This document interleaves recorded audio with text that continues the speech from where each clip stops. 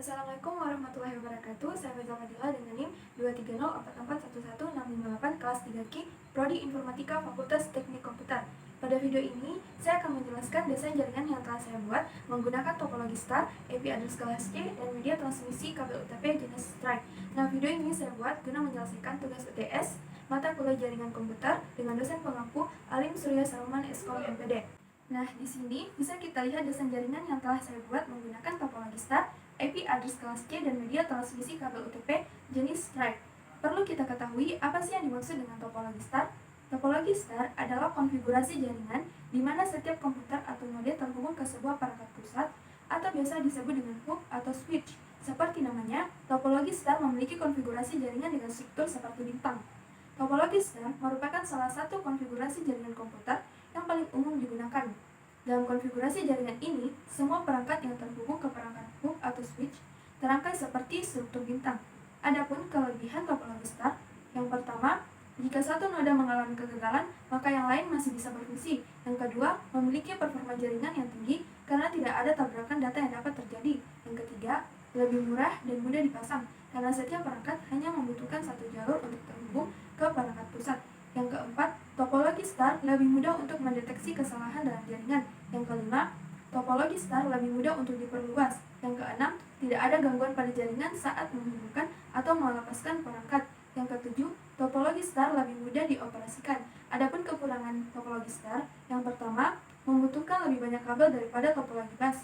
Proses komunikasi topologi star sangat bergantung pada perangkat pusat hub atau switch. Yang kedua, jika hub mati, semua akan mati. Tidak ada perangkat yang dapat bekerja tanpa hub atau switch. Lebih mahal daripada topologi bus karena topologi star membutuhkan biaya untuk perangkat penghubung.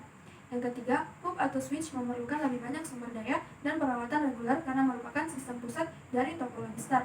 Pada topologi star yang saya buat, terdapat satu server, satu switch, 4 PC, dan 5 kabel strike.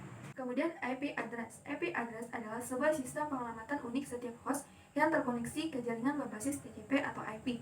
IP address bisa dianalogikan seperti sebuah alamat rumah. Ketika sebuah datagram dikirim informasi alamat, inilah yang menjadi acuan datagram agar bisa sampai ke device yang dituju.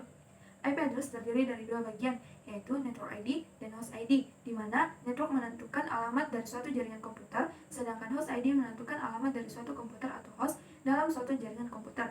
Di IP address terbagi menjadi 5 kelas, ada kelas A, B, C, dan E.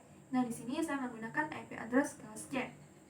Nah, pada gambar yang saya tampilkan, kita bisa melihat di mana server memiliki IP 192.168.1.1, PC 0 192.168.1.2, PC 1 192.168.1.3, dan begitupun seterusnya.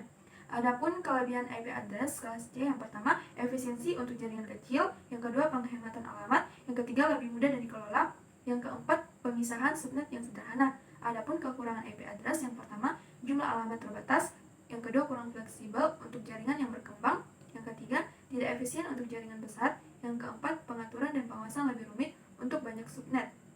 Kemudian media transmisi. Media transmisi yang saya gunakan yaitu kabel UTP jenis strike. Kabel UTP jenis strike adalah jenis kabel yang sering digunakan dalam jaringan komputer untuk menghubungkan perangkat yang berbeda, seperti komputer ke switch, komputer ke hub, dan router ke switch. Adapun kelebihan kabel UTP strike, yang pertama, mudah diinstal, yang kedua, kompatibel untuk perangkat berbeda, yang ketiga, biaya murah, yang keempat, fleksibel untuk jaringan kecil menengah. Kemudian adapun kekurangan kabel UTP strike, yang pertama, jarak transmisi terbatas. Kemudian yang kedua, rentan terhadap interferensi. Yang ketiga, kecepatan terbatas. Dan yang keempat, tidak cocok untuk perangkat sejenis.